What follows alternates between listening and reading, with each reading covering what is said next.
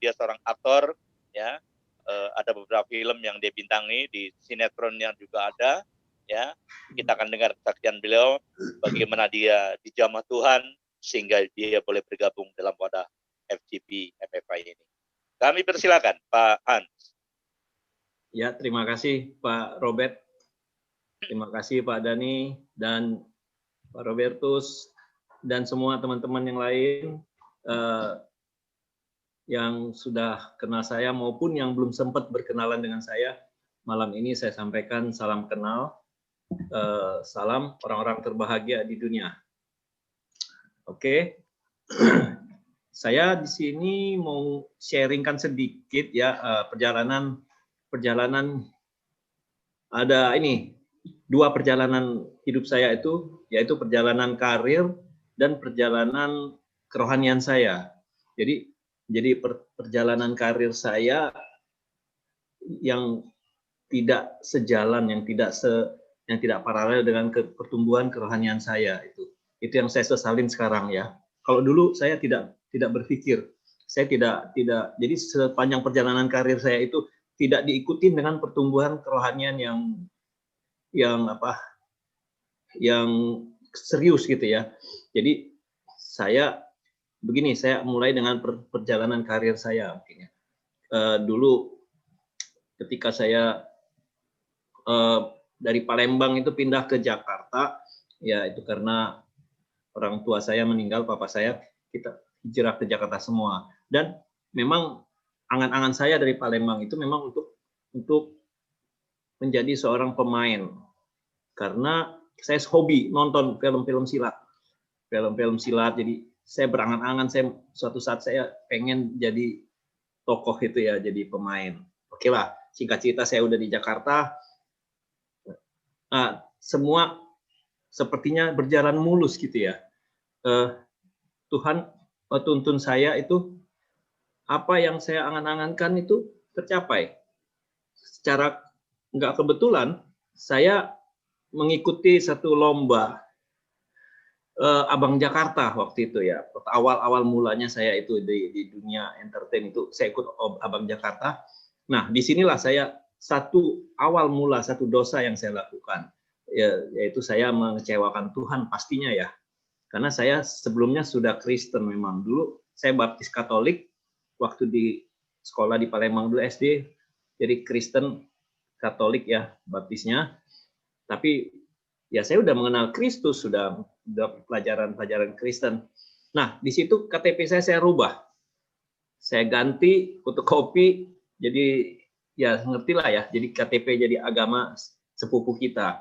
Nah, di situ saya berhasil jadi Abang Jakarta. Nah, jadi saya mau ingatkan lagi nih untuk rekan-rekan ya, segala sesuatu memang yang sekarang saya udah sadar ya, segala sesuatu yang kita mulai dengan satu hal yang tidak jujur, endingnya nanti pasti tidak akan langgeng ya itu. Jadi apalagi kita mengkhianati Tuhan kita istilahnya, itu saya setengahnya saya sudah mengkhianati, saya sudah meninggalkan tidak mengakui. Jadi nah itu, jadi singkat cerita saya terpilih Abang Jakarta Pusat, saya terpilih, kemudian ke tingkat DKI pun saya terpilih jadi runner up ya, wakil 1 waktu itu. Saya petugas mendampingin Pak Suprapto waktu itu gubernur sampai setahun 2 tahun lah saya tugas. Jadi oke, dari perjalanan Abang Jakarta itu saya banyak tawaran-tawaran iklan. Saya tampil di iklan tahun 90-an, tahun 80-an itu. Saya 83 Abang Jakarta, sampai tahun 90 itu saya banyak dibanjirin iklan. Nah, dan sepanjang itu, sebelum saya cerita lagi, basic saya di film itu adalah ketika saya SMA, saya ikut teater di Jakarta ini. Jadi saya udah punya basic teater ya, punya basic. Kemudian saya ikut juga taekwondo lagi. Basic silat saya ada di Palembang dulu waktu kecil. Saya kuntau dulu ya, kalau sekarang mungkin wushu gitu ya. Nah, terus itu basic bela diri dan basic acting saya udah ada. Nah, saya di iklan-iklan, sekali waktu teman saya yang latihan taekwondo, dia sudah diterjun ke film terlebih dahulu. Kemudian saya diajak, ada produksi baru, saya casting, dan saya langsung dikasih peran di situ. Pertama kali saya main.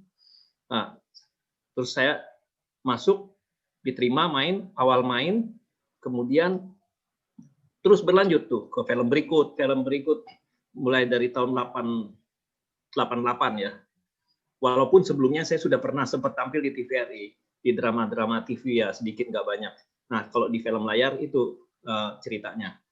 Nah, dari situ mulai berjalan 89, 90, saya dipercayakan memegang peran utama tuh di film Tutur Tinular kedua sebagai Arya Kamandanu.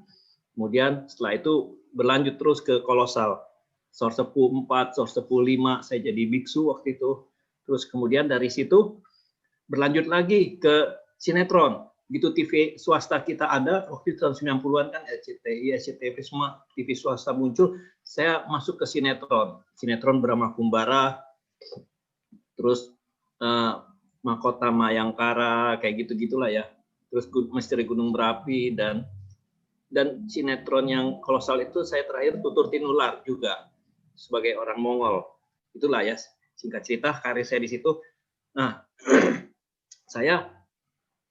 dengan perjalanan karir itu udah pasti saya nabung ya. Saya udah menabung, saya berhasil nabung, dan saya membuka satu perusahaan production house waktu itu. Saya begitu buka production house, saya main sudah mulai jarang. Saya memproduksi acara anak-anak di SCTV waktu itu, Eno Lerian dan Joshua waktu itu ya, yang kita buatkan video klip buat mereka waktu itu. Itu berjalan sempat 5 tahunan, 6 tahun. Nah di sini saya tadi bilang kalau kita mulai dengan sesuatu yang tidak baik, pasti tidak akan langgeng. Nah di situ awal karir saya tadi itu, saya mulai dengan mengecewakan Tuhan. Saya sadarin sekarang ya, kalau dulu saya tidak, selama saya berkarir itu saya tidak pernah fokus kepada Tuhan. Saya memang berusaha untuk berbuat baik. Saya berbuat baik hanya untuk kepentingan diri saya. Saya berbuat baik di lapangan, di lokasi, berbuat baik kepada orang untuk menjaga image saya supaya saya tetap dipakai, supaya saya tidak di blacklist, supaya saya tidak. Jadi saya berusaha tidak melakukan kesalahan. Nah ini, saya tidak melakukan kesalahan terhadap manusia, tapi saya melakukan dosa-dosa. Nah, di situ. Jadi itulah yang saya sesalin sekarang. Saya berusaha untuk berbuat baik kepada sesama manusia, tapi saya mengecewakan Tuhan. Saya pergaulan di film tahu ya. Selama itu saya yang pasti saya tidak pernah ibadah. Itu pun kalau itu paling pas Natal, pas Paskah. Nah, atau sekali-sekali saya mengantar ibu saya, nemenin ibu saya, itu pun saya tidak serius. Saya mengantarkan, kemudian kadang saya nunggu di luar, kadang saya pergi, baru saya jemput gitu ya. Nah, terus satu, saya tidak ibadah dengan serius. Kedua, saya melakukan hal-hal yang dilarang oleh firman Tuhan. Nah, sekarang saya baru ngerti, kok dulu enggak. Saya melakukan dosa seks, kemudian dosa saya minum mungkin saya nggak banyak ya, saya minum enggak, karena tubuh saya menolak alkohol. Kemudian merokok juga saya pernah. Hanya satu obat-obatan saya belum pernah tersentuh. Nah, kalau obat ini saya sempat hampir, tapi keburu tertolong, dan keburu Tuhan tangkap saya. Nah, itu singkat cerita, saya berbuat dosa banyak sekali, hingga perusahaan saya itu udah lumayan maju. Saya terjebak, ada satu dosa yang membuat saya hancur, yaitu dosa perjudian. Itu yang membuat saya betul-betul hancur. Jadi perusahaan saya yang tadinya sudah lumayan, saya main bola, judi bola, judi nomor juga pernah saya ikut. Terus judi bola yang paling hancur saya ikut mulai dari sedikit. Ketika kerusuhan itu kita mulai ngumpul-ngumpul tetangga, saya ikut 100, pasang 200 ribu. Akhirnya meningkat dari 1 partai, 2 partai jadi 10 partai, saya ikutin semua. Dari 20-an, dari jutaan, bahkan puluhan juta. Terakhir itu udah ratusan kayaknya. Karena setiap nonton bola jalan saya pasang lagi. Sabtu saya menang, minggunya saya jeblok. Selasa setor.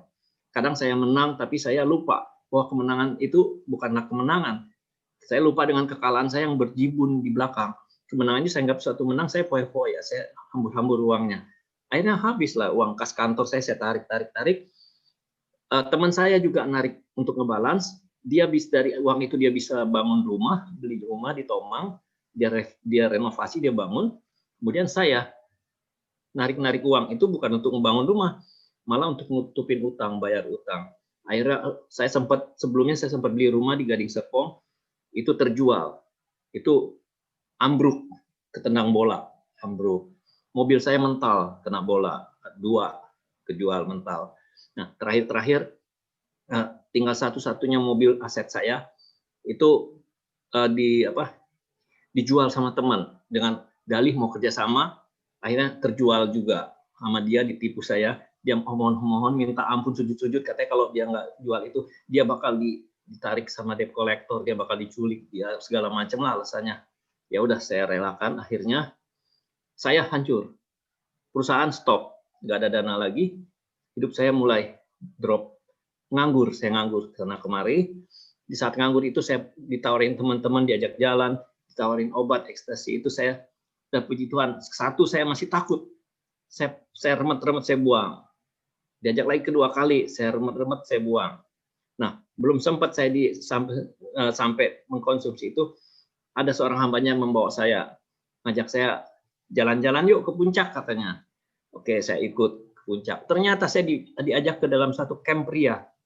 Itu camp pria sejati. Jadi saya bertobat di situ. Saya ada sesi per sesi saya ikutin 2 malam ya. Di situ saya jatuh. Di situ saya baru tersadarkan bahwa semua yang saya lakukan itu saya menyia-nyiakan Tuhan, saya mengecewakan Tuhan, dan saya tidak bersyukur.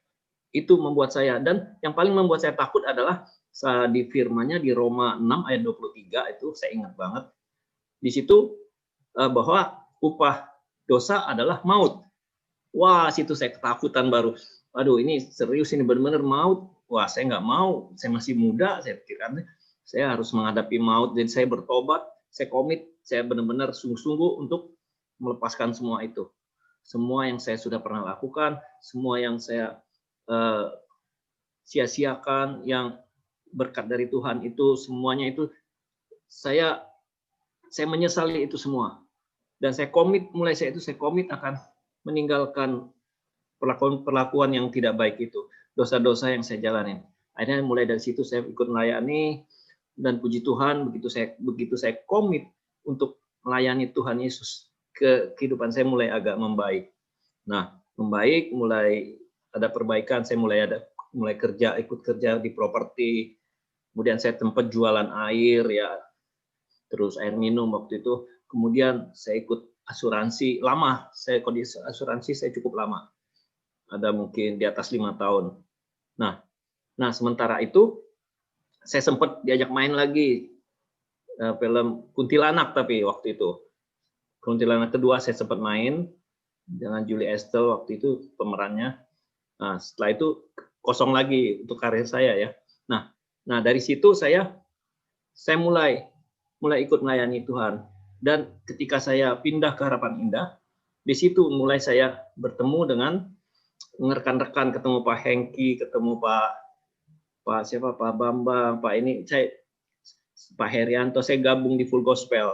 Nah di situ makin menguatkan saya lagi dengan mendengarkan kesaksian dari teman-teman kita, karena di setiap pertemuan Full Gospel itu yang saya dengarkan itu kesaksian, setiap pertemuan kesaksian, di samping firman ya, tapi kesaksian itu sangat-sangat menguatkan saya. Jadi saya baru mengerti bahwa kesaksian kita itu bisa memberkati sesama, bisa memberkati teman-teman, rekan-rekan yang memang belum mengerti ataupun tidak mengerti firman ya. Jadi sejak itu saya komit, kapanpun saya diminta bersaksi, saya akan bersaksi, menyaksikan pengalaman hidup saya, pengalaman karir saya, dan keterpurukan saya, dan saya diangkat Tuhan, ditangkap Tuhan. Itu saya harus saksikan. Jadi saya ditolong Tuhan. Kalau Tuhan tidak tolong saya segera, saya akan bukan hanya hancur secara ekonomi, secara fisik saya akan hancur, karena saya akan mengkonsumsi obat-obatan itu udah pasti rusak. Saya puji Tuhan, saya ditangkap Tuhan dikala saya betul-betul terpuruk, dan ya Tuhan izinkan semua itu habis karena memang sayanya tidak komit kepada Tuhan, tidak sungguh-sungguh waktu itu ya. Tapi setelah saya komit, setelah saya sungguh-sungguh, saya baru merasakan beda beda banget hidupnya. Dulu saya berkelimang berkelimang materi, tapi saya nggak mengalami kesejahteraan, mengalami sukacita yang saya rasakan sekarang. Nah, dari situ saya akhir-akhir ini beberapa tahun terakhir saya mulai lagi dapat tawaran, saya main di sinetron, di TV, di SCTV. 2-3 tahun terakhir ini saya sempat main, itu ada film sinetron Siapa Takut Jatuh Cinta, terus kemudian Orang Ketiga. Terakhir saya main Orang Ketiga tahun lalu, itu serialnya cukup panjang. Saya dapat 15 episode, kemudian dan terakhir ini, dan tahun lalu saya diajak teman untuk gabung bersama, kita membuka satu production house. Sebelum COVID ya, kita buka production house dan produksi, sekarang ini produksi aplikasi pendidikan. Dan puji Tuhan aplikasi itu sangat terpakai sekarang saat pandemi ini. Puji Tuhan. Jadi itu kegiatan saya sekarang. Dan saya sangat bersyukur Tuhan berkati saya. Dikala saya berhutang sama Tuhan yang tidak bisa saya tebus, mungkin saya dengan menyicil seberapa lama pun saya tidak akan bisa menebus kebaikan Tuhan itu, karena saya sudah dibayar keselamatan saya. Bahkan saya nggak bisa bayar, Tuhan tetap memberkati saya, Tuhan tetap membawa saya kepada kehidupan yang sejahtera. Itu puji Tuhan. Amin. Jadi itu ya, kira-kira itu kesaksian saya, kiranya bisa memberkati teman-teman, rekan-rekan semua ya. Jadi satu pesan saya itu aja, segala sesuatu yang kita awali dengan hal yang tidak jujur, yang kita tidak jujur kepada Tuhan, kita tidak berserah kepada Tuhan, serahkan kepada Tuhan, itu pasti tidak akan langgeng. Itu saya alamin. Jadi sejak saya komit, saya serahkan semua kepada Tuhan, itu sangat beda. Sekarang bukan hanya langgeng, tapi mulai ada peningkatan sedikit demi sedikit, itu ada. Itu puji Tuhan. Terima kasih semuanya. Iya.